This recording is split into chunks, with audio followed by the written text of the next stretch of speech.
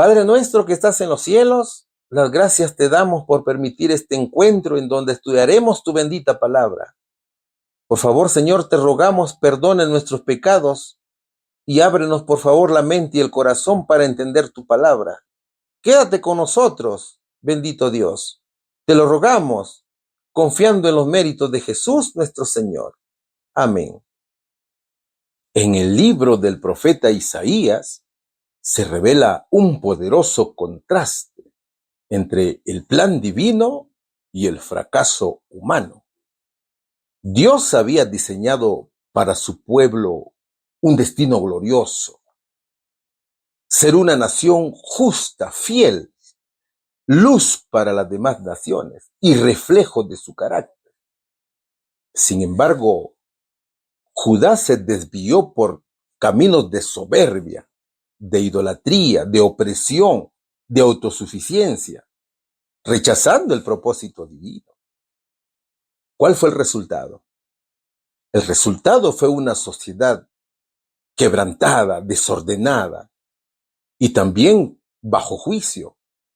Pero aún así, el profeta Isaías anuncia una esperanza futura. El remanente purificado, restaurado bajo la dirección del Mesías.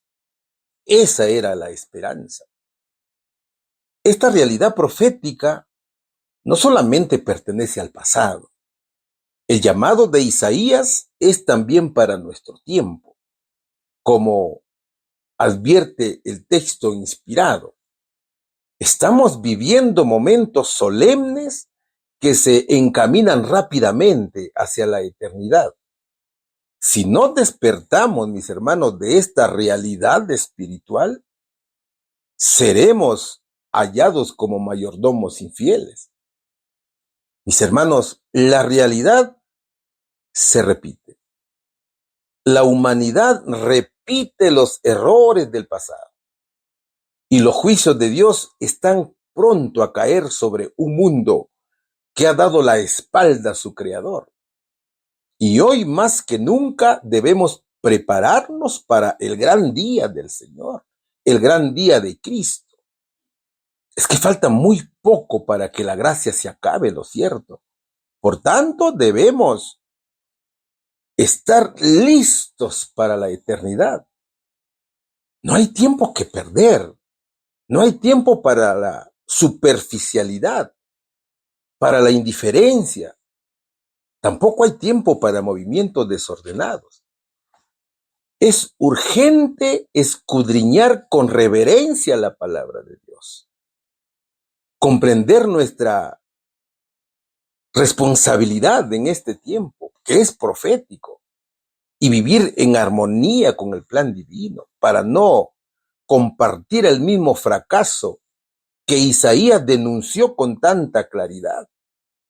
El tema se titula Plan divino y fracaso humano. Bienvenidos, mis hermanos, al estudio de la Biblia. Antes de comenzar la lección, te recordamos que en la descripción del video tú vas a poder descargar la lección en formato PDF. También podrás descargar la lección en audio. Allí están los links de descarga. La primera pregunta dice lo siguiente. ¿Qué visión futura describe Isaías para el monte de la casa de Jehová en el futuro? Vamos a estudiar Isaías capítulo 2, versículos 1 y 2. Lo que vio Isaías, hijo de Amós, acerca de Judá y de Jerusalén. Acontecerá en lo postrero de los tiempos que será confirmado el monte de la casa de Jehová como cabeza de los montes, y será exaltado sobre los collados, y correrán a él todas las naciones, dicen estos primeros versículos. A ver, Isaías revela una visión profética, de gran alcance, por supuesto. El profeta introduce una futura esperanza, la restauración del pueblo de Dios y su rol central en el plan divino. Eso es lo que introduce como una esperanza futura. ¿Qué es lo que vio en realidad el profeta Isaías? El profeta tuvo una visión o una revelación divina. Isaías no habla por sí mismo, ¿no es cierto? Isaías habla como portavoz de Dios y su mensaje tiene como enfoque principal a Judá y Jerusalén, el centro espiritual y político del pueblo de Dios. ¿Qué era lo que iba a acontecer? Isaías ve el futuro, ve el monte de la casa de Jehová, que se refiere al monte Sión, donde estaba el templo en Jerusalén. En la Biblia, montes representan reinos o autoridades, ¿verdad, hermanos? Este monte será exaltado por encima de todos los demás, no en un sentido geográfico, por supuesto, sino espiritual y moral. ¿Qué es lo que iba a suceder en este monte? El pasaje dice, en lo postrero de los tiempos. En otras versiones dice, en los últimos días. ¿De qué tiempos habla el profeta? El profeta habla del futuro, ¿no es cierto, hermanos? El profeta anuncia el juicio de Dios que trae como consecuencia un tiempo nuevo. El profeta habla que pronto viene Jesús para juzgar a su pueblo. Es decir, el profeta no solamente habla de la primera venida de Cristo, el profeta también habla de la segunda venida del Señor a la tierra, que tiene que ver con el gran día del Señor. ¿Qué más dicen los pasajes aquí? Los versículos dicen, será confirmado, será exaltado. Es decir, que implica que la autoridad de Dios será establecida, será reconocida de manera universal. Es una visión de esperanza. Jerusalén ya no sería despreciada o corrompida como en los días de Isaías, sino que sería un centro espiritual para el mundo. ¿Quiénes llegarían al monte? Correrán a él todas las naciones, dice el verso. Aquí vemos un anuncio de inclusión de los gentiles. Y esto es lo hermoso, ¿no es cierto? Una visión misionera en todo el planeta del reino de Dios. El pueblo del Señor dejará de ser una nación aislada y será un faro para todas las naciones que buscarán instrucción, paz y verdad en el Dios de Israel. Llegará el momento entonces que los redimidos poblarán la tierra y vendrán a adorar al Señor. Por eso que hay una profecía que también el mismo Isaías lo dice, en el capítulo 66, versículo 23. Y de mes en mes, y de sábado en sábado vendrán todos a adorar delante de mí, dice Jehová.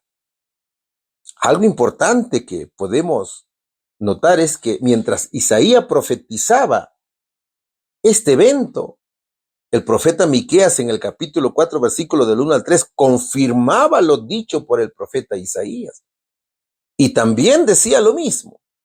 Claro, ambos profetas fueron contemporáneos, pero vivían en territorios distintos, revelándose con precisión la obra del Espíritu Santo en ambos siervos. Entonces, hay un mensaje de advertencia y esperanza que será proclamado a todo el mundo. Ciertamente, como lo dice la hermana White, durante el ministerio del profeta Malaquías, los incrédulos se burlaban diciendo, ¿dónde está el Dios del juicio?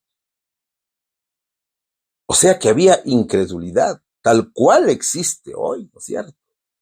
Pero el Señor no permite dudas, sino que responde a nuestra incredulidad. De pronto vendrá a su templo el Señor, a quien buscáis, el ángel del pacto, a quien deseáis. Pero ¿quién podrá soportar el día de su venida? ¿Y quién podrá mantenerse en pie cuando Él se manifieste? Dice Malaquías capítulo 3, versículos 1 y 2, que te invito a leer.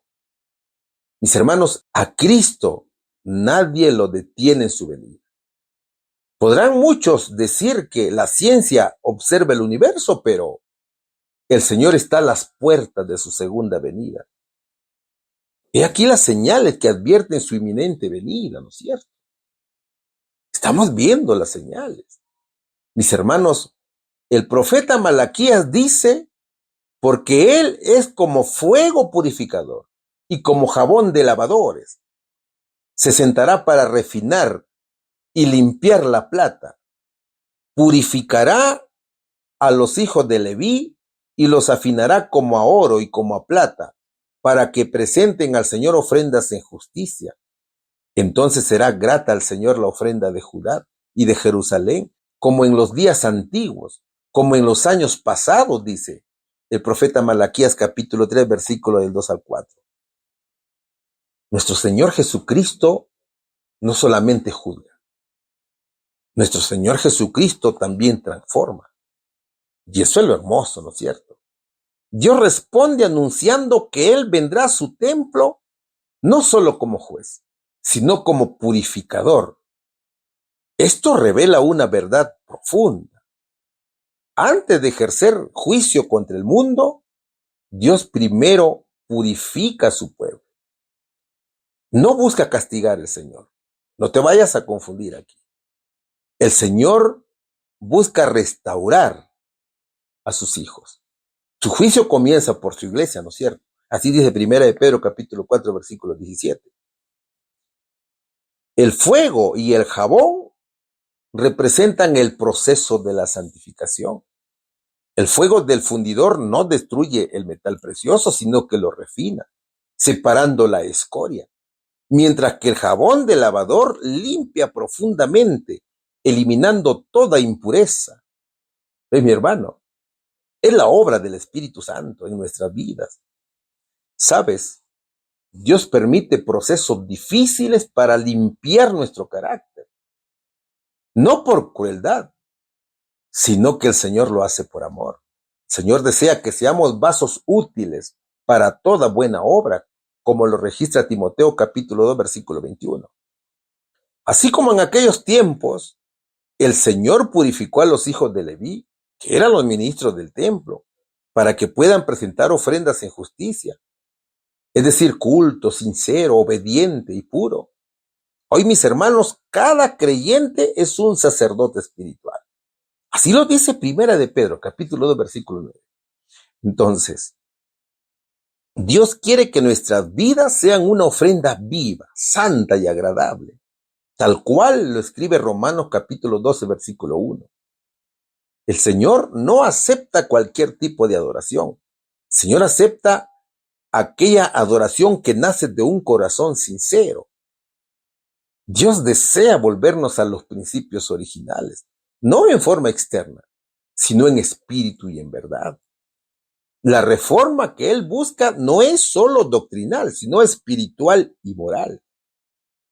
Entonces tenemos que preguntarnos, ¿estamos permitiendo que Dios nos purifique como el oro y la plata? ¿Nuestra adoración refleja justicia y sinceridad? Antes de que el Señor venga en gloria, Él está obrando en su pueblo. Él lo está preparando para presentarnos sin mancha ante su presencia. Hoy es tiempo, mis hermanos, de rendirnos al fuego purificador de Dios, para que nuestras vidas sean ofrendas que le agraden al Señor. Por tanto, es necesario venir a Jesús. Permanezcamos, hermanos, sin soltarnos de sus brazos. Aunque la batalla es dura, Cristo siempre nos hace victoriosos. ¿Cuál sería la respuesta aquí? ¿Qué visión futura describe Isaías para el monte de la casa de Jehová en el futuro? Isaías ve que en el futuro el monte de la casa de Jehová será exaltada sobre todas las demás y todas las naciones irán a él. Pregunta número 2. Estamos estudiando la lección número 3. ¿Cómo describe Isaías el juicio de Dios sobre las naciones y su impacto final en el mundo? Isaías capítulo 2, versículos del 3 al 5 nos dice lo siguiente. Y vendrán muchos pueblos y dirán, venid y subamos al monte de Jehová, a la casa del Dios de Jacob, y nos enseñará sus caminos, y caminaremos por sus sendas, porque de Sión saldrá la ley y de Jerusalén la palabra de Jehová. Y juzgará entre las naciones y reprenderá a muchos pueblos, y volverán sus espadas en rejas de arado y sus lanzas en hoces. No alzará espada nación contra nación, ni se adiestrarán más para la guerra. Venid, oh casas de Jacob, y caminaremos a la luz de Jehová, dice la palabra del Señor. El impacto es de un futuro esperanzador y transformador. Este impacto del gobierno de Dios produce paz y justicia para sus hijos. Los versículos presentan varios aspectos. Primero presenta atracción universal hacia Dios. Las naciones se sienten atraídas y deseosas de aprender la ley de Dios y seguir sus caminos.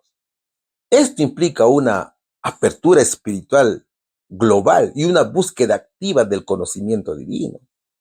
Segundo, presenta a Dios como juez justo. Dios actúa como juez entre las naciones, no para condenarlas, sino para corregirlas y guiarlas. Su juicio trae reprensión constructiva, orientada a la paz y a la justicia. Tercero, hay una transformación de instrumentos de guerra en herramientas de paz. ¿Qué revelan los pasajes aquí? Los versículos muestran un símbolo poderoso del impacto del juicio divino. Las armas se convierten en herramientas agrícolas, revelando el fin de los conflictos bélicos y el inicio de una era de paz duradera. Eso será cuando venga el Señor, ¿no es cierto? Cuarto, hay fin del enfrentamiento para la guerra. Las naciones ya no se prepararán para la guerra. Es decir, hay un cambio muy profundo. La violencia deja de ser parte del sistema mundial. Y también hay una exhortación a caminar en la luz de Dios. El profeta, mis hermanos, finaliza su testimonio con una llamada a Israel, a la casa de Jacob, para que viva desde ya conforme a esa visión futura de paz y justicia, caminando en la luz de Jehová. Entonces, mira, el profeta en realidad anuncia varias cosas. El profeta anuncia enseñanza divina accesible a todas las naciones. Anuncia juicio justo de Dios que trae corrección. Anuncia transformación global hacia la paz. El llamado al pueblo de Dios, también lo dice el profeta Isaías, está conforme a esta visión. Pero, ¿qué sucede en estos últimos tiempos? La hermana White dice que en estas horas finales del tiempo de gracia, concedido a los hijos de los hombres, cuando falta tan poco para que la suerte de cada alma sea decidida para siempre, el Señor del cielo y de la tierra espera que su iglesia se levante a obrar como nunca antes. Las bendiciones tan liberalmente concedidas deben ser comunicadas a otros. La buena nueva de la salvación debe ir a toda nación, tribu, lengua y pueblo. Querido hermano, falta poco para que el Señor cierre su obra intercesora en el lugar santísimo del santuario celestial. Falta poco para que el juicio investigador culmine. Y cuando este juicio termine, ya no habrá oportunidad de cambio.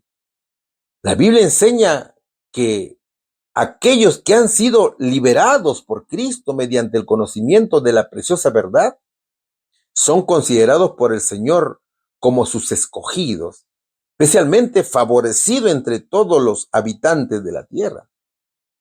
Él los ha llamado no solamente a experimentar la libertad espiritual, sino también a convertirse en instrumentos vivos de su gracia.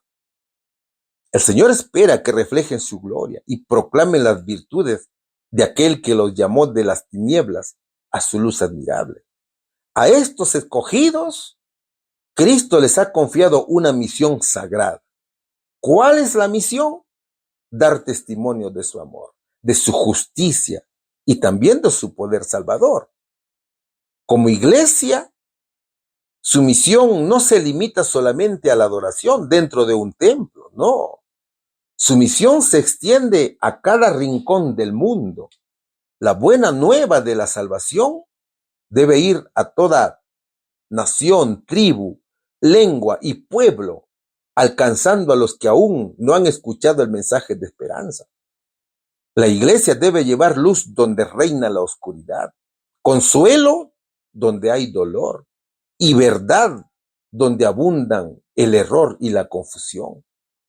Las bendiciones recibidas con tanta generosidad de parte del Señor no deben, mis hermanos, ser guardadas para sí mismas. Esas bendiciones deben ser compartidas con amor y urgencia. Cada uno de nosotros tiene dones que ha recibido del Señor, ¿no es cierto? Por lo tanto, deben ser utilizadas para proclamar la buena nueva de salvación. Hay que predicar que en Cristo hay perdón, hay redención, hay vida eterna. Debe ser proclamada esta verdad hasta el último rincón del planeta. Esa es la gran comisión. Es el propósito que da sentido a la existencia de la iglesia. Ser un faro de verdad en medio del mundo, guiando a las almas hacia el Salvador. Entonces tenemos mucho por hacer, mis hermanos. De nada sirve quedarse estático cuando sabemos que el mundo perece por falta de luz. Vamos a la respuesta. ¿Cómo describe Isaías el juicio de Dios sobre las naciones y su impacto final en el mundo? Describe el juicio de Dios sobre las naciones como un acto de enseñanza y corrección. Dios juzga entre los pueblos, reprende con justicia y transforma las armas de guerra en herramientas de paz, reejas de arado y hoces, por ejemplo. Esto resulta en el fin de los conflictos bélicos y la instauración de la paz. El impacto final es que las naciones ya no se prepararán para la guerra y vivirán bajo el gobierno justo de Dios. Pregunta número 3. El subtítulo de esta pregunta dice fracaso de Judá. Según Isaías, ¿por qué Dios se apartó de su pueblo, la casa de Jacob? Vamos a seguir estudiando el libro del profeta Isaías, capítulo 2, versículo 6. Ciertamente tú has dejado tu pueblo, la casa de Jacob, porque están llenos de costumbres traídas del oriente y de agoreros como los filisteos, y pactan con hijos de extranjeros, dice la palabra de Dios. Judá pensaba que hacía bien cuando en realidad estaba rebelándose contra Dios. Lo mismo puede suceder también a nosotros, no solamente a nivel de iglesia, sino también a nivel individual. Ahora, ¿sabes por qué se apartó Dios de su pueblo? Porque el pueblo rompió el pacto, el pueblo desobedeció, el pueblo se volvió idólatra. Dios se apartó de su pueblo porque ellos adoptaron costumbres del oriente. O sea que adoptaron prácticas culturales o religiosas extranjeras contrarias a la ley de Dios. Consultaban a los agoreros, que eran personas que predecían el futuro por medios prohibidos. El espiritismo, por ejemplo, la brujería. El pueblo hacía alianzas o pactos con extranjeros, lo que muchas veces implicaba comprometer su fidelidad a Dios. Entonces, esa desobediencia trajo graves consecuencias. Ahora, aquí vamos a ver un cuadro comparativo entre Israel geográfico, Israel antiguo, y la iglesia en la actualidad, o Israel espiritual. Veamos estos aspectos. Primero, vemos a Israel como pueblo escogido. Es Israel como nación física que fue elegida por Dios como su pueblo a través de Abraham. Mientras que Israel espiritual o la iglesia está formada por los creyentes en Cristo, judíos y gentiles, sin distinción de nación. Así como lo dice Pedro en su primera carta, capítulo 2, versículo 9. ¿Cuál era el lugar de adoración? El lugar de adoración era el templo de Jerusalén. Deuteronomio, capítulo 12, versículos 5 y 6, así lo dice. Hoy podemos adorar en cualquier lugar, ¿no es cierto? Cada creyente es templo del Espíritu Santo. Hay un culto en espíritu y en verdad. ¿Cuál era la ley del pacto? Los 10 mandamientos de la santa ley de Dios. Para hoy, para la iglesia actual, esa ley continúa vigente.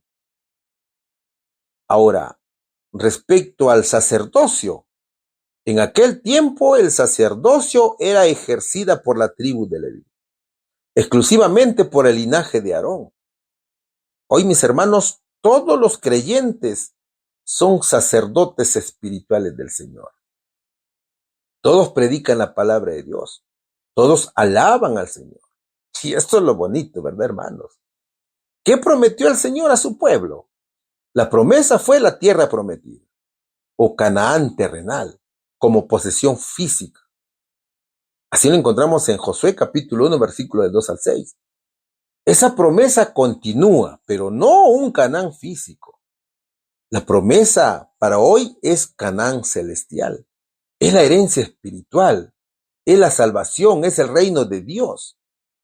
¿Qué apartó a Israel del Señor Jesús entonces? Ellos se desviaron hacia dioses paganos. Ellos rompieron el pacto. Incumplieron los 10 mandamientos. También hoy, mis hermanos, Israel espiritual, la iglesia enfrenta apostasía. Y si se aleja de la verdad y se mezcla con el mundo, sin duda que sufrirá las consecuencias de esa desobediencia.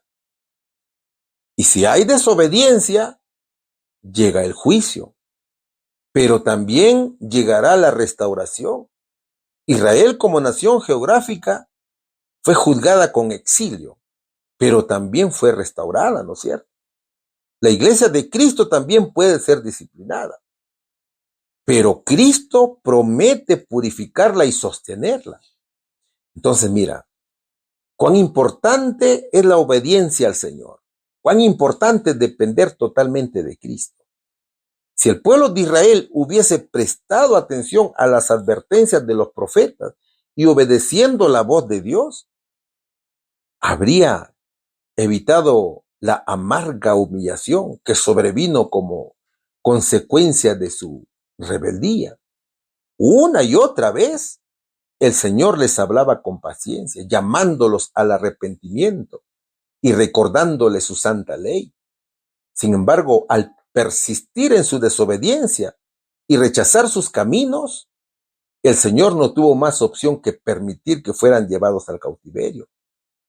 Fue una medida dolorosa pero necesaria, resultado de un corazón endurecido y de una continua negación a volverse a Él. Y eso también nos puede suceder a nosotros si desobedecemos y nos apartamos del camino del Señor. Entonces, el Señor Jesucristo nos dice hoy, cuidado con adoptar costumbres que contradicen los principios de Dios. Los pasajes nos alertan sobre el peligro de mezclar la fe con prácticas ajenas al mensaje divino.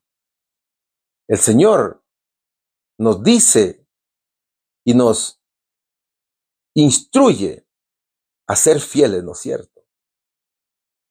Hay un aspecto que dice fidelidad a los valores espirituales.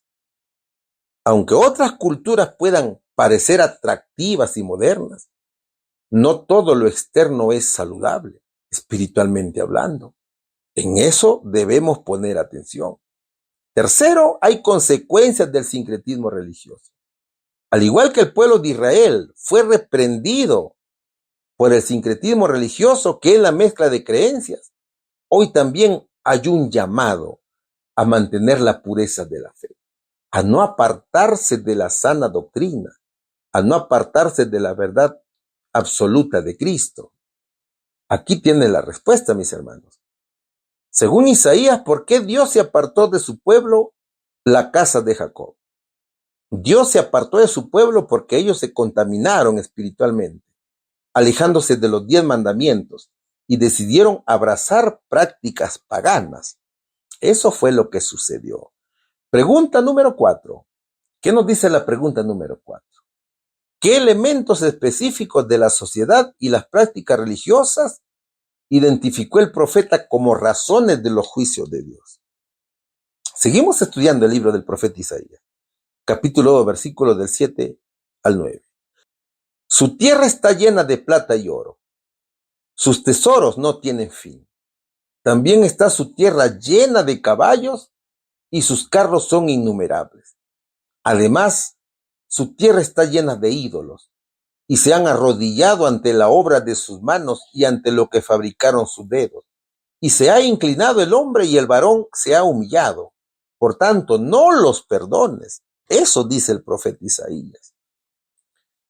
A ver, el profeta señala varios elementos que son específicos, que son de la sociedad y las prácticas religiosas que provocan el juicio de Dios sobre Judá. ¿Cuáles son aquellos elementos identificados por el profeta Isaías como causas del juicio de Dios? ¿Y cómo se compara a la iglesia de hoy también? Primero encontramos riqueza material excesiva. Isaías denuncia la acumulación desmedida de riquezas como un signo de orgullo y confianza en lo material en lugar de Dios. En estos tiempos también muchos han caído, mis hermanos, en lo mismo.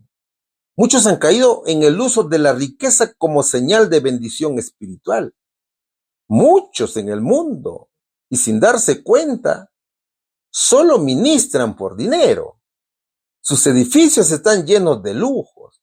Por ejemplo, en muchas iglesias se predica: si no eres rico es porque te falta fe. Quizás has escuchado esa frase.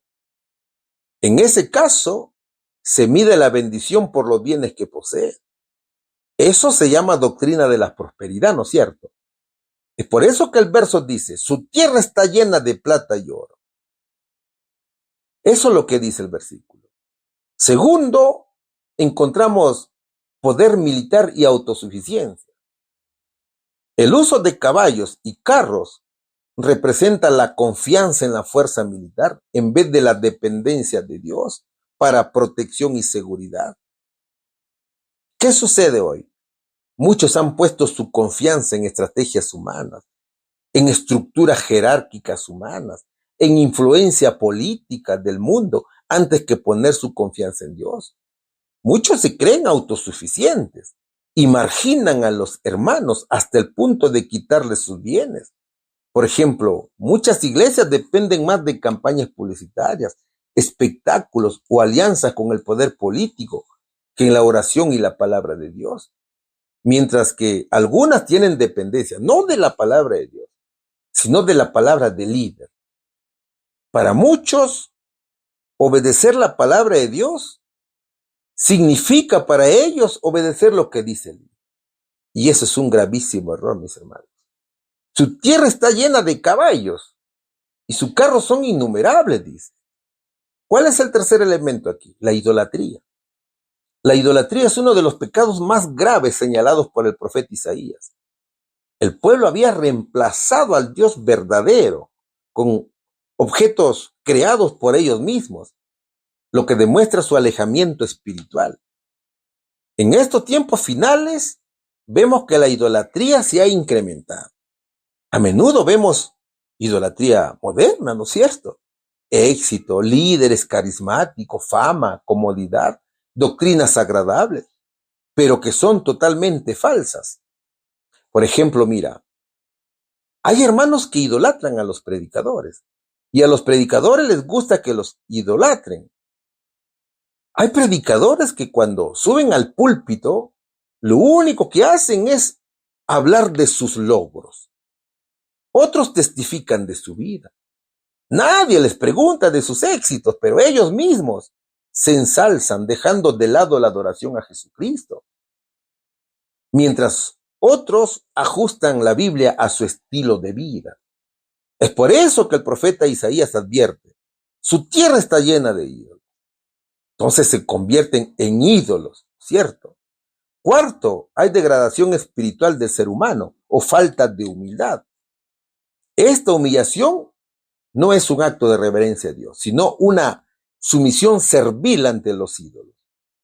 El orgullo humano es paradójicamente combinado con la degradación espiritual. ¿Y qué sucede hoy? En estos tiempos muchos se han sumergido en una adoración superficial o emocional sin transformación espiritual. Es decir, no hay una entrega a Dios para que el Espíritu Santo obre y transforme sus vidas. Por ejemplo, muchos podemos participar alabando a Dios de manera intensa, pero podemos vivir en pecado sin arrepentimiento ni cambio real. El profeta dice, el hombre se ha inclinado y el varón se ha humillado. Quinto, hay orgullo espiritual disfrazado de religión.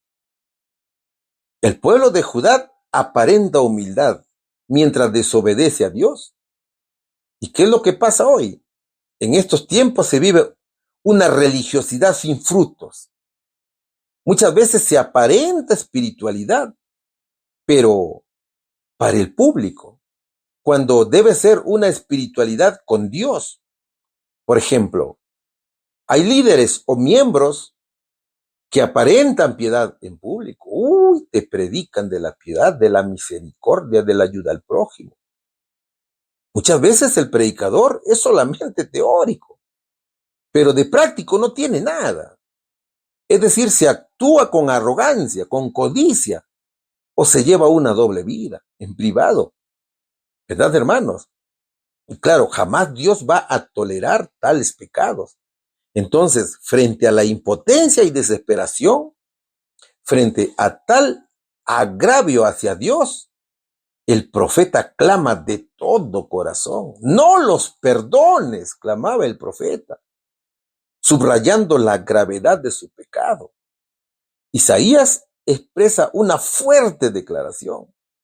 Isaías no está diciendo que Dios no puede perdonar, sino que expresa su angustia, su frustración por la profundidad del pecado del pueblo. Es como si dijera, Dios mío, han caído tan bajo que ya no merecen el perdón. En otras palabras, el profeta Isaías se siente impotente y horrorizado al ver cómo el pueblo se rinde completamente a la idolatría. Su clamor no es de juicio propio, sino una reacción emocional intensa frente a la gravedad del pecado. Vamos a ver un ejemplo actual. Imagina a una iglesia donde muchos creyentes aplauden a un predicador más que a Cristo. Todos dicen, este hombre es ungido de Dios. Qué sabio, qué elocuente, me cambió la vida. Sin embargo, nadie ora, nadie lee la Biblia, tampoco habla de Jesús. Es este líder entonces que se convierte en ídolo espiritual y Dios queda en segundo plano. Entonces fíjate, un siervo fiel como Isaías, al ver esta escena y al escuchar tales actos, se siente profundamente afligido y clama diciendo, Dios mío, han perdido el rumbo. No están adorándote, están desobedeciendo tu palabra y en su desesperación y dolor podría incluso orar con palabras duras, como por ejemplo, Señor, despiértalos o deténlos, no sigas permitiendo esta falsedad. El profeta Isaías no es que muestre falta de amor, no, el profeta muestra su profundo dolor por ver cómo el pueblo se ha degradado. Es una degradación tanta que ya no distingue entre adoración verdadera y falsa. Su oración extrema, no los perdones, cuando dijo el profeta, expresa el impacto emocional y espiritual de la idolatría en el corazón de un siervo de Dios. Querido hermano, en la vida cristiana se verán estas cosas. Jamás te olvides que estamos a las puertas de la segunda venida de Jesús. Por tanto, como siervos fieles, tenemos que ser probados en la fe. Y el Señor va a utilizar, hermano, instrumentos para probar nuestra fe. ¿Cuál sería la respuesta aquí? ¿Qué elementos específicos de la sociedad y las prácticas religiosas identificó el profeta como razones de los juicios de Dios? La excesiva riqueza material, la confianza y el poder militar, la idolatría generalizada y la degradación espiritual del pueblo que se postra ante los ídolos hechos por ellos mismos. Pregunta número 5. Seguimos estudiando la lección número 3, que lleva por título Plan divino y fracaso humano. ¿Cómo explicó Isaías que la decadencia y los juicios sobre Jerusalén y Judá eran resultado de las acciones de sus gobernantes? ¿A qué conclusión similar se puede llegar acerca de la decadencia moral y social del mundo actual? Vamos a estudiar el libro de Isaías, capítulo 3, versículos del 1 al 16. Vamos a leerlo, aunque es largo, ¿no es cierto? Pero vamos a leerlo. Porque he aquí que el Señor Jehová de los ejércitos quita de Jerusalén y de Judá al sustentador y al fuerte, todo sustento de pan y todo socorro de agua, el valiente y el hombre de guerra, el juez y el profeta, el adivino y el anciano, el capitán de 50 y el hombre de respeto, el consejero y el artífice excelente y el hábil orador. Y les pondré jóvenes por príncipes, y muchachos serán sus señores. Y el pueblo se hará violencia unos a otros, cada cual contra su vecino. El joven se levantará contra el anciano, y el villano contra el noble. Cuando alguno tomare de la mano a su hermano, de la familia, de su padre, y le dijere, tú tienes vestido, tú serás nuestro príncipe, y tome en tus manos esta ruina. Él jurará aquel día diciendo, no tomaré ese cuidado porque en mi casa ni hay pan ni qué vestir. No me hagáis príncipe del pueblo, pues arruinada está Jerusalén y Judá ha caído, porque la lengua de ellos y sus obras han sido contra Jehová para irritar los ojos de su majestad. La apariencia de sus rostros testifica contra ellos, porque como Sodoma publican su pecado. No lo disimulan. Ay del alma de ellos, porque amontonaron mal para sí. Decid al justo que le irá bien, porque comerá de los frutos de sus manos. Ay del impío, mal le irá, porque según las obras de sus manos le será pagado. Los opresores de mi pueblo son muchachos, y mujeres se enseñorearon de él. Pueblo mío, los que te guían te engañan, y tuercen el curso de tus caminos. Jehová está en pie para litigar, y está para juzgar a los pueblos. Jehová vendrá a juicio contra los ancianos de su pueblo y contra sus príncipes, porque vosotros habéis devorado la viña, y el despojo del pobre está en vuestras casas. ¿Qué pensáis vosotros? ¿Qué majáis mi pueblo y moléis las caras de los pobres? Dice el Señor Jehová de los ejércitos. Asimismo dice Jehová, por cuanto las hijas de Sión se ensoberbecen y andan con cuello erguido y con ojos desvergonzados cuando van danzando y haciendo son con los pies. Eso dice la palabra del Señor. Los líderes son responsables de la iglesia, ¿no es cierto? Isaías deja claro que el juicio de Dios sobre Jerusalén y Judá es el resultado directo del pecado de sus líderes y del pueblo. Por eso que vivían en idolatría, ¿no es cierto? Los líderes tienen una gran responsabilidad. Y si el líder se desvía del camino de Dios, sufrirá las consecuencias. Primero, dicen los versículos, que Dios retira su sustento. Isaías comienza diciendo que el Señor va a quitar de Jerusalén y de Judá el sustento y el apoyo, es decir, todo lo necesario para vivir. También menciona que serán eliminados los líderes o las figuras importantes, valientes, los jueces, los profetas, los ancianos, los capitanes o los sabios. Los mejores hombres iban a ser quitados de Judá. O sea que Dios retirará su bendición y protección, dejando a la nación sin dirección ni sabiduría. En el pueblo de Dios, el carácter del líder importa más que su habilidad. Un líder, mis hermanos, sin integridad, llevará a su gente al desastre, aunque tenga poder o recursos. Entonces la prioridad debe ser buscar a Dios diariamente, caminar en humildad y servir con el corazón de Cristo, como lo dice Marcos capítulo 10, versículo 45. Todo sustento de pan y todo sustento de agua. Es lo que dice el Señor aquí. ¿Qué más dicen los versículos? El Señor dice que el liderazgo será incompetente. Dios dice que pondrá niños o jóvenes inmaduros como gobernantes. ¿Qué significa esto? Significa que el liderazgo será débil e irresponsable, ¿no es cierto?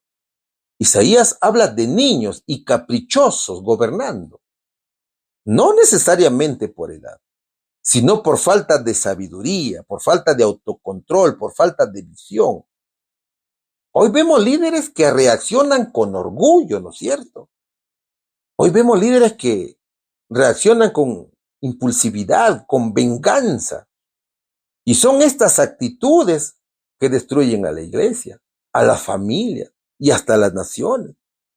Claro, eso no se refiere solamente a la edad física de los líderes, sino a su inmadurez, su falta de sabiduría y su falta de capacidad para gobernar.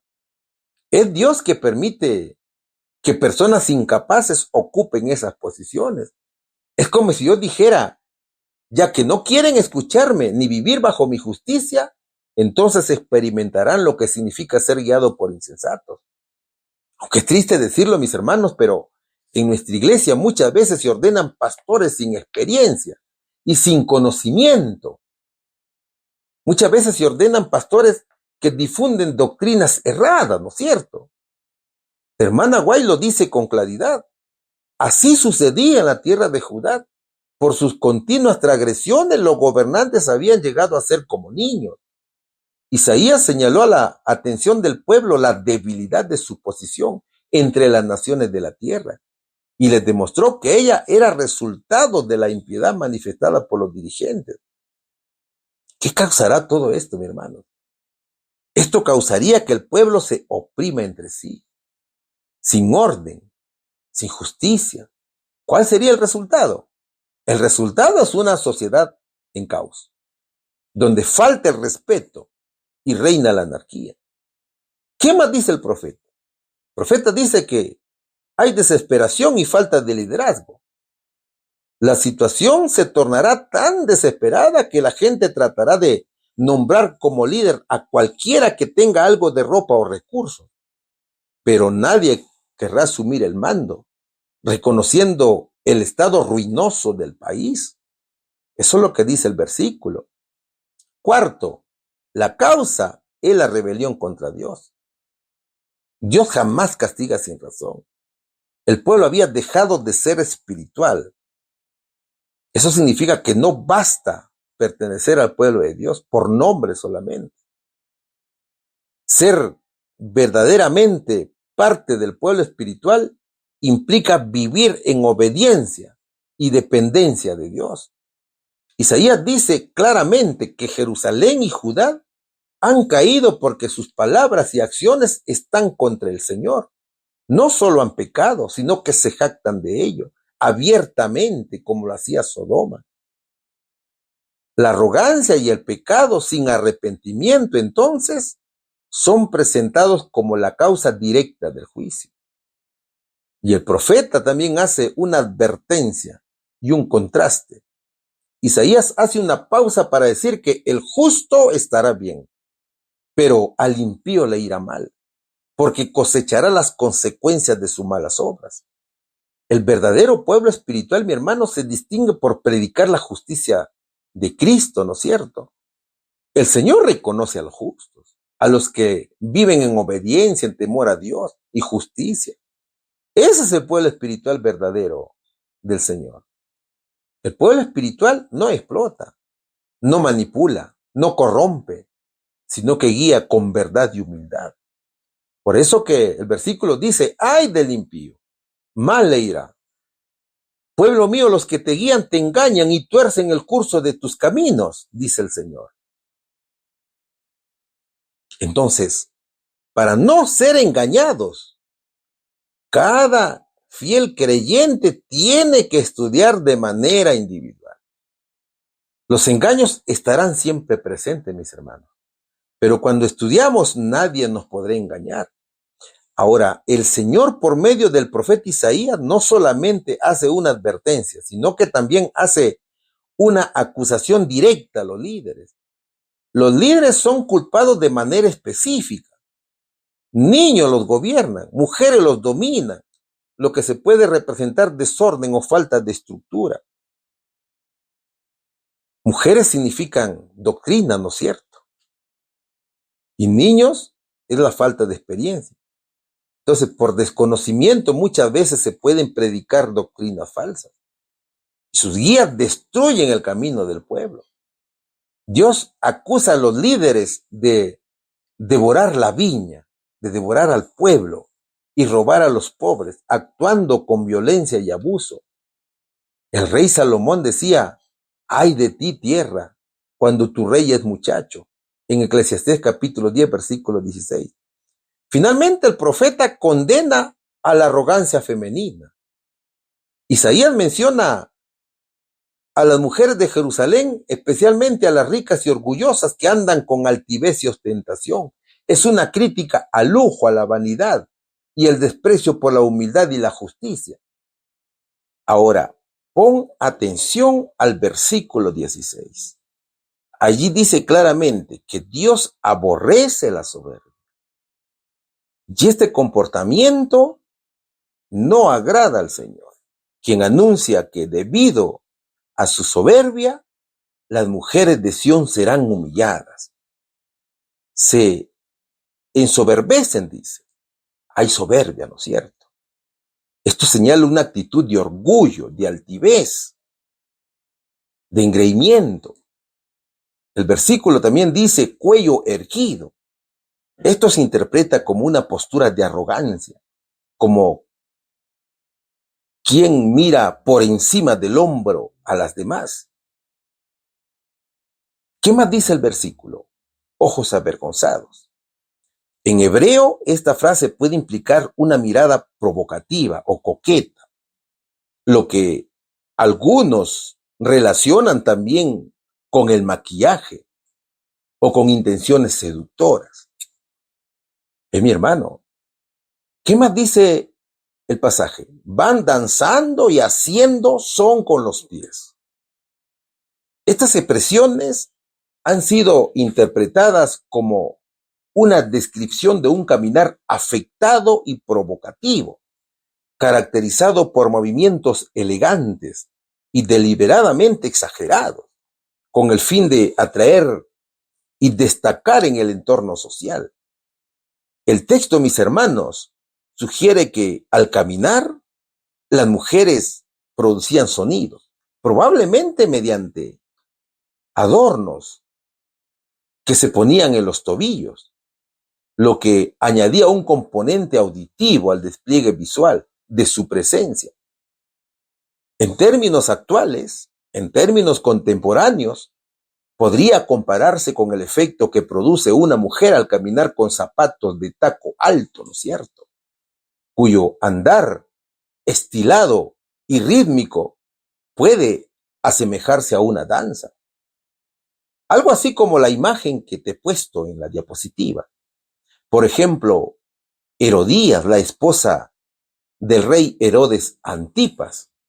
Eso lo encontramos en el libro de Mateo, capítulo 14, versículos 3 y 4. Entonces, mira, la corrupción y el abuso de poder, la injusticia social y la arrogancia provocan el retiro del favor de Dios, llevando al pueblo de Dios al colapso. Ese colapso es político, social y también espiritual, y también en lo moral. Entonces, los líderes que caminan con Dios no solamente guían bien, sino que transforman vidas. Y eso hacían los profetas, ¿no es cierto? Pero un líder incompetente no solamente gobierna mal, sino que lleva al pueblo a la ruina.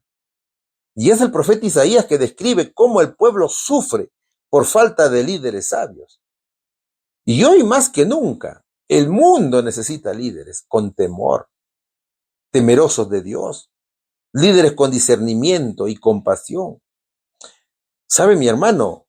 La solución no está en sistemas humanos.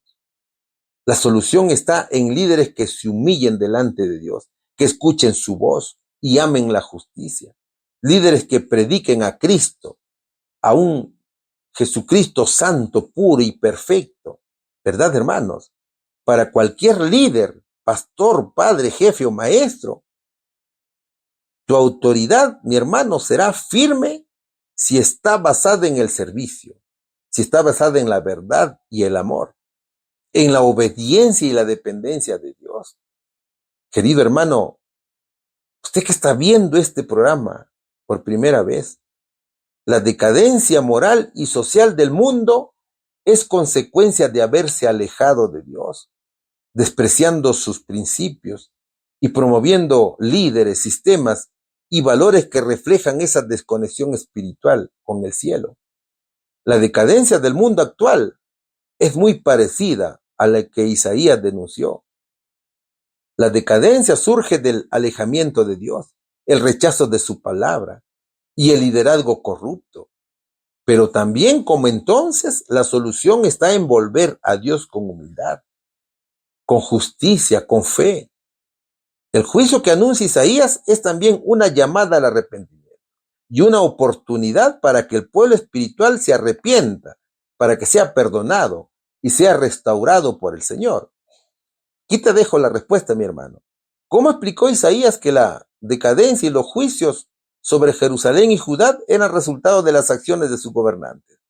La decadencia de Jerusalén y Judá es el resultado de que sus gobernantes han actuado con injusticia, han oprimido al pueblo, han guiado mal a la nación y han abusado de su poder, provocando así el juicio divino. ¿A qué conclusión similar se puede llegar acerca de la decadencia moral y social del mundo actual? Los males es por la corrupción, por la injusticia y por el mal ejemplo de muchos de sus gobernantes y líderes, quienes influyen negativamente en la sociedad al promover el egoísmo, la opresión y la falta de valores. Pregunta número 6. La pregunta número 6 también tiene un subtítulo que dice: el gran día de Dios. ¿Qué mensaje proclamó Isaías acerca del orgullo y la idolatría? ¿Cuáles son las consecuencias para quienes confían en ídolos hechos por el hombre? Sigamos estudiando el libro del profeta Isaías. Capítulo 2, versículos del 10 al 22. Métete en la peña, escóndete en el polvo de la presencia temible de Jehová y del resplandor de su majestad. La altivez de los ojos del hombre será abatida, y la soberbia de los hombres será humillada, y Jehová solo será exaltado en aquel día. Porque día de Jehová de los ejércitos vendrá sobre todo soberbio y altivo, sobre todo enaltecido, y será abatido, sobre todos los cedros del Líbano, altos y erguidos, y sobre todas las encinas de Basán, sobre todos los montes altos, y sobre todos los collados elevados, sobre toda torre alta, y sobre todo muro fuerte, sobre todas las naves de Tarsis, y sobre todas las pinturas preciadas.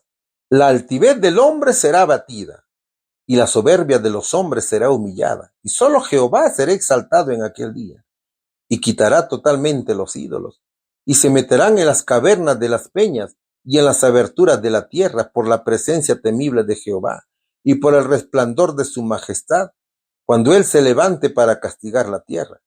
Aquel día arrojará el hombre a los topos y murciélagos sus ídolos de plata, y sus ídolos de oro que le hicieron para que adorase, y se meterá en las hendiduras de las rocas y en las cavernas de las peñas por la presencia formidable de Jehová, y por el resplandor de su majestad, cuando se levante para castigar la tierra.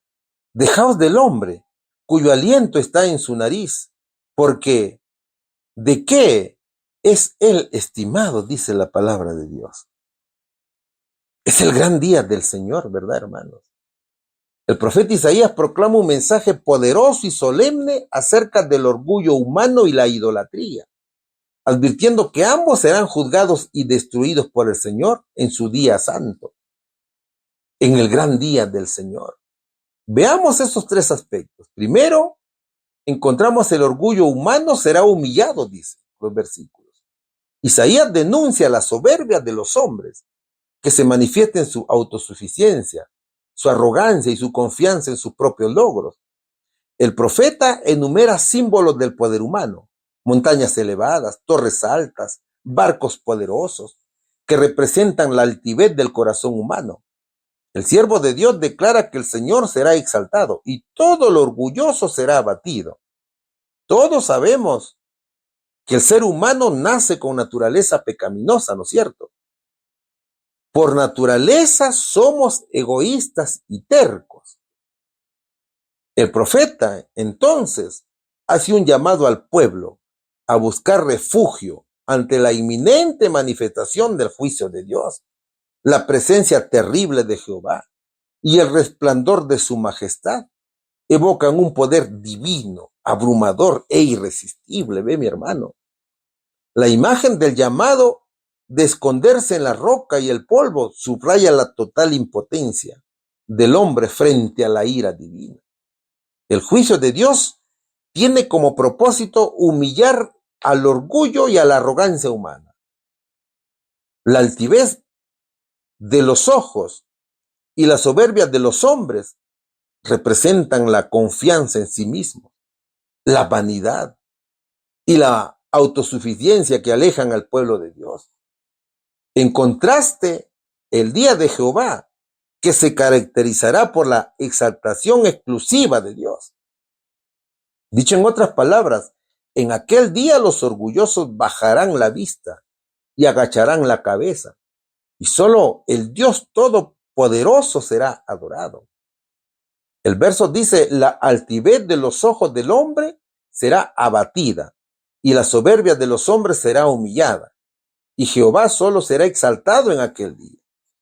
Ahora, los versos dicen que cuando venga el Señor, actuará contra aquellos que se creen muy importantes, contra aquellos que se creen más grandes y altos que los cedros del Líbano y las encinas de Basán. Bueno, los cedros del Líbano y las encinas de Basán eran símbolos de grandeza, de fuerza y belleza natural. Su mención ilustra cómo Dios humillará incluso las cosas más imponentes y admiradas del mundo natural. Sobre todos los montes altos y sobre todos los collados elevados, dice la palabra de Dios. Las montañas y las colinas elevadas representan el poder, la estabilidad y lugares de refugio. Su humillación simboliza la caída de toda autoridad y seguridad terrenal. Los pasajes también dicen sobre toda torre alta y sobre todo muro fuerte. Las torres y los muros fortificados eran símbolos de la confianza humana en la seguridad militar y la protección creada por el hombre. Entonces su derribo muestra la inutilidad de la defensa humana contra el juicio divino. Para Dios no hay nada ni nadie invencible en el universo, ¿no es cierto? Dios es todopoderoso y con él nadie puede, mis hermanos. Ahora, los versículos también dicen sobre todas las naves de Tarsis y sobre todas las pinturas preciosas. ¿Qué significa esto? Significa que las naves de Tarsis eran conocidas por su tamaño y su comercio marítimo, representando la riqueza y el poder económico. Las pinturas preciosas simbolizan la belleza artificial y el lujo. Entonces su juicio indica que ni la riqueza ni la belleza material podrán escapar de la ira de Dios. Segundo, encontramos la idolatría que será destruida. El profeta anuncia que los ídolos serán completamente eliminados en el día del Señor. La gente reconocerá la inutilidad de los ídolos y los desechará arrojándolos a los topos y murciélagos. La reacción humana será de terror, huyendo a las cuevas, no por temor a los ídolos, sino por temor al Señor y su majestad. Pero será demasiado tarde para arrepentirse. Muchos de los que ahora difaman al Señor serán avergonzados. El tercer aspecto revela un llamado a dejar de confiar en el hombre. Este es un llamado final y contundente a abandonar la confianza en el hombre mortal, cuya vida es efímera, ¿no es cierto?, y frágil. Su aliento está en su nariz, dice el verso. La pregunta que hace el profeta, ¿de qué es él estimado? Revela la insignificancia del hombre en comparación con la majestad de Dios. Entonces, hermano, jamás podemos compararnos con el Señor. El profeta hace un llamado a la humildad, al arrepentimiento y a la adoración exclusiva de Dios. Nos recuerda que ninguna obra humana ni ídolo puede sostenernos ante la santidad y el juicio del Señor. También resalta que muy pronto toda arrogancia será castigada, toda idolatría será destruida, solo Dios será exaltado. Entonces, mis hermanos, las consecuencias son causadas por la desobediencia a Dios. Las consecuencias para quienes confían en ídolos, según Isaías, son terror ante la gloria de Dios, humillación del orgullo humano, es destrucción total de los ídolos, es reconocimiento del error y desprecio por los ídolos. Hay juicio por haber sustituido a Dios por cosas hechas por el hombre. Por tanto, mi hermano o hermana, nunca te inclines ante el hombre sabiendo que eso es idolatría. Vendrán tiempos difíciles en los que muchos serán expulsados de las iglesias por no someterse a órdenes humanas o por no aceptar caprichos disfrazados de autoridad espiritual. Incluso les quitarán hasta su templo. Pero no te olvides de esto, mi querido hermano o mi querida hermana. Solo Jesucristo salva. Él es el único digno de obediencia total y adoración sincera. Debemos preparar nuestro corazón y nuestra mente para entender que el remanente fiel, los que siguen a Cristo de verdad, serán despreciados, perseguidos y hasta golpeados. Y eso ya está profetizado, ¿no es cierto? Así que no te sorprendas cuando esto te suceda. Y si algún día alguien te dice, tú ya no perteneces a nuestra congregación, no te deprimas, mi hermano. No te sientas triste, no te sientas solo. Recuerda que no somos salvos por pertenecer a una institución.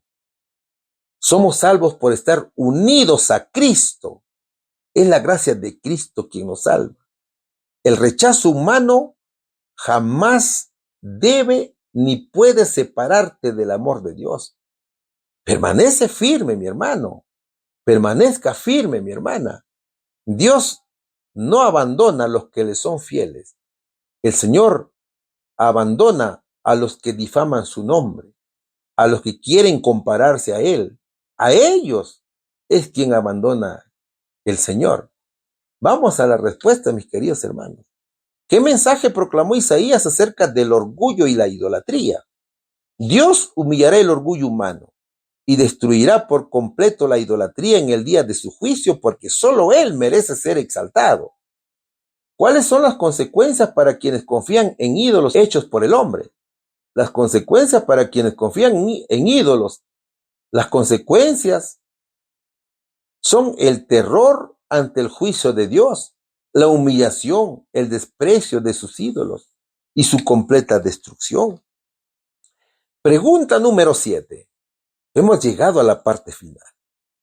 Es la última pregunta que vamos a estudiar. Y el subtítulo dice remanente fiel.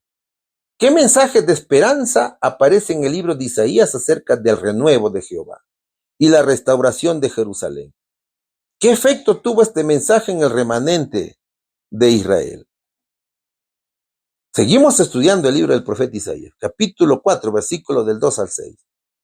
En aquel tiempo, el renuevo de Jehová será para hermosura y gloria, y el fruto de la tierra para grandeza y honra a los sobrevivientes de Israel. Y acontecerá que el que quedara en Sión y el que fuere dejado en Jerusalén será llamado santo. Todos los que en Jerusalén estén registrados entre los vivientes.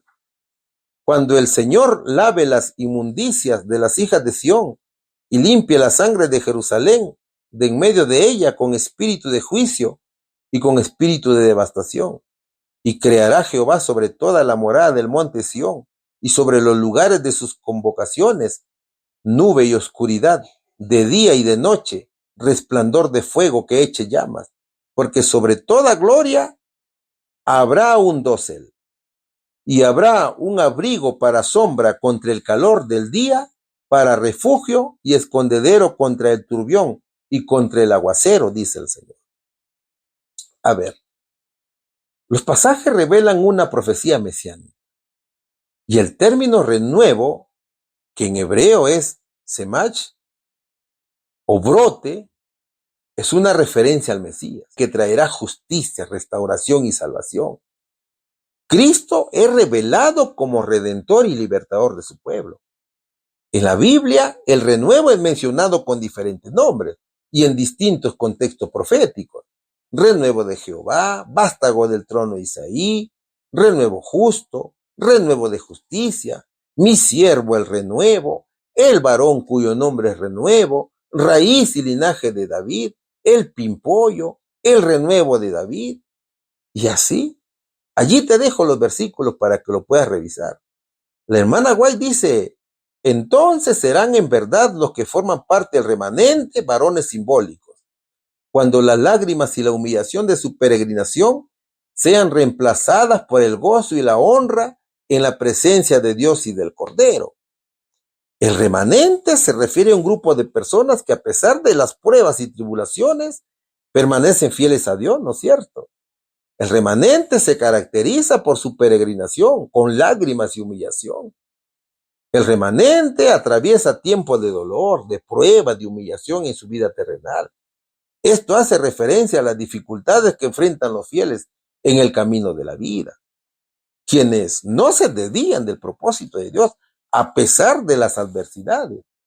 Ellos son peregrinos, caminando hacia una meta celestial, como se menciona en varios pasajes bíblicos, como en Hebreos capítulo 11, versículo 13, por ejemplo, que habla de los creyentes como forasteros y peregrinos.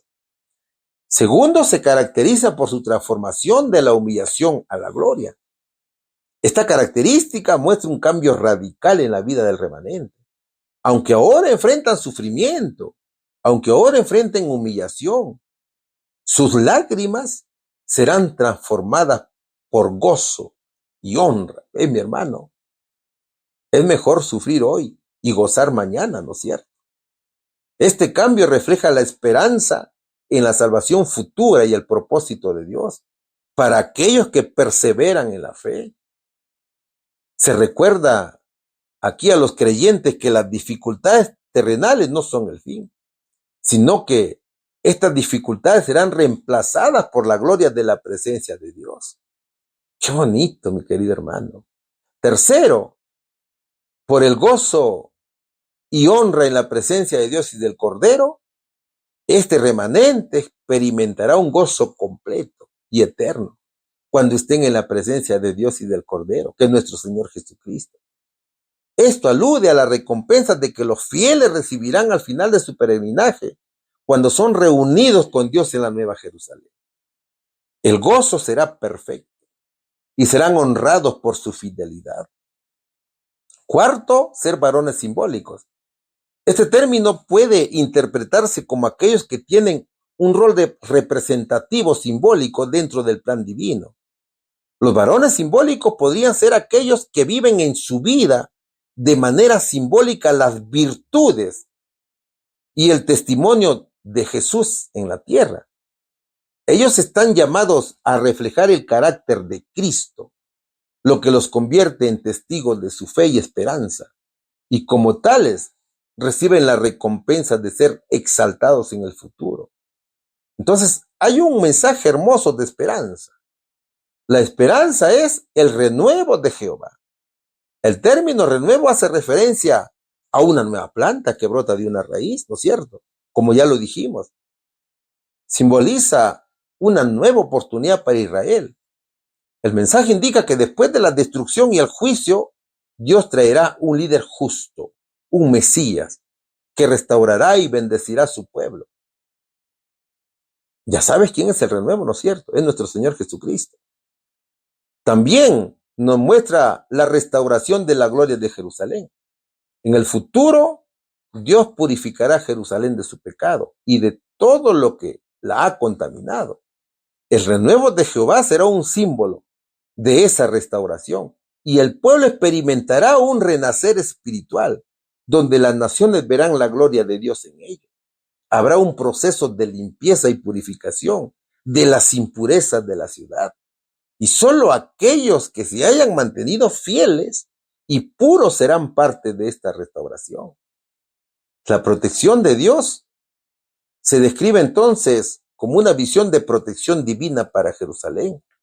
Dios en su misericordia daría sombra y refugio a su pueblo, como una nube durante el día y como una columna de fuego durante la noche, tal cual sucedió durante la peregrinación a Canaán. Esto simboliza que la presencia de Dios será constante y protectora para los que habitan en Jerusalén, ofreciendo seguridad y refugio en medio de las dificultades. Entonces, mis hermanos, el mensaje del profeta tuvo un profundo efecto en el remanente de Israel, que había permanecido fiel a Dios a pesar de las dificultades, a pesar de la corrupción del pueblo, a pesar de la idolatría de Judá y Jerusalén. Fue el remanente que sobrevivió al juicio de Dios y que seguían esperando la restauración prometida. Ahora, ¿qué efectos significativos tuvo el mensaje del profeta? Primero, fortaleció la esperanza en el futuro. El renuevo de Jehová venía a traer una nueva era de bendición y justicia, lo que ofrecía esperanza a aquellos que habían sufrido las consecuencias de la apostasía y el castigo divino, pero que no se desviaron del camino. El remanente vio en esta promesa una razón para perseverar en su fidelidad, pues sabían que a pesar de la devastación presente, un futuro glorioso estaba por venir. Y eso también el remanente actual lo sabe. El remanente sufre, ¿no es cierto?, pero se acoge de la promesa de un futuro glorioso que también está por venir. Segundo, hay confirmación de la purificación y la santidad. El mensaje de purificación y limpieza fue un incentivo para el remanente. La referencia a la purificación del pueblo y de Jerusalén era un recordatorio de que a través del juicio de Dios, aquellos que se arrepintieran y permanecieran fieles serían purificados. Para el remanente, esto significaba que su sufrimiento no era en vano, sino que era parte del proceso de santificación y preparación para recibir al renuevo de Jehová. El remanente entendió que la purificación era necesaria para que pudieran vivir en la presencia de un Dios santo, mis hermanos. Tercero, hay seguridad y protección divina. La promesa de que Dios protegería a su pueblo con su presencia constante trajo consuelo y seguridad a este pequeño grupo que es el remanente.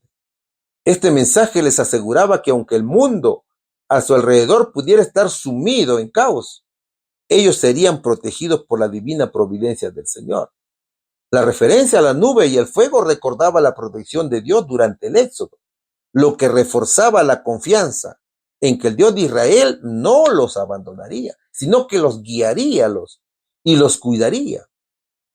Y cuarto, encontramos la restauración de la gloria de Jerusalén. La promesa de la restauración de la gloria de Jerusalén fue un motivo de alegría para el remanente.